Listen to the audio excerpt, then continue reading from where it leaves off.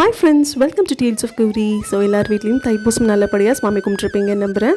So வாங்க இப்போ வீடியோக்குள்ளே போகலாம். நம்ம சேனல் இன்னும் சப்ஸ்கிரைப் பண்ணாதவங்க சப்ஸ்கிரைப் பண்ணிவிட்டு மறக்காமல் அந்த பெல் ஐக்கானையும் கிளிக் பண்ணிக்கோங்க. அப்போ தான் நான் இப்போலாம் வீடியோ போட்டணும் உங்களுக்கு நோட்டிஃபிகேஷனில் காமிக்கும். ஸோ தைப்பூசம் அன்னைக்கு மார்னிங் காலையில் 4:30க்கெலாம் டே ஸ்டார்ட் ஆயிடுச்சு. ஸோ இன்றைக்கி சக்கரை பொங்கல் வச்சு தான் காலைல சுவாமி கும்பிட்டு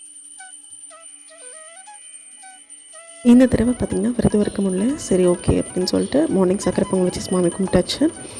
ஸோ இந்த தடவை நம்ம வீட்டில் உள்ள முருகருக்கு 5 பொருள் வச்சு அபிஷேகம் பண்ணியிருந்தேன்.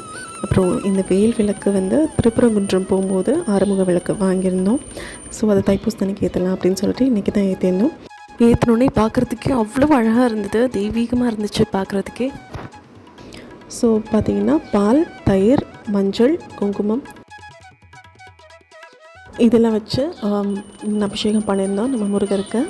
அப்புறம் நம்ம முருகரை அழகாக அலங்காரம் பண்ணி அந்த ஆறுமுக விளக்கும் ஏற்றி நல்லபடியாக பூஜை நிறைவு பண்ணியாச்சு.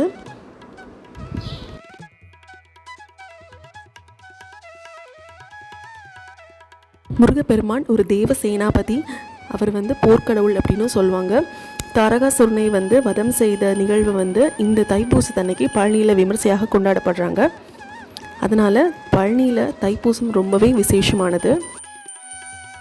முருகப்பெருமானுக்கு மட்டும் இல்லை, நம்ம சிவபெருமானுக்கும் தைப்பூசம் ரொம்பவே ஒரு விசேஷமான நாள் தான்.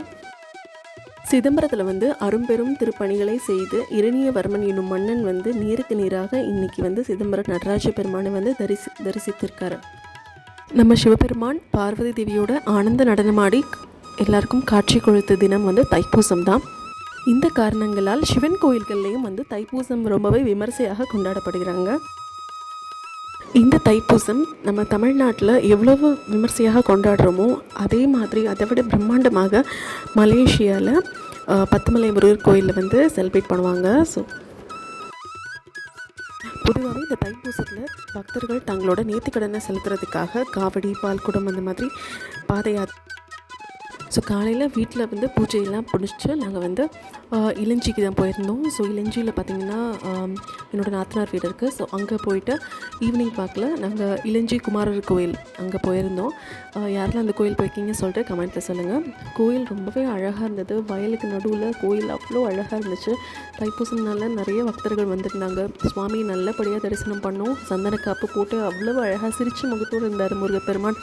ஸோ அவரை பார்த்துட்டு அப்புறம் சப்பரத்தையும் பார்த்துட்டு நல்லா தரிசனம் பண்ணிவிட்டு அப்புறம் நாங்கள் வீட்டுக்கு கிளம்பி வந்துட்டோம்.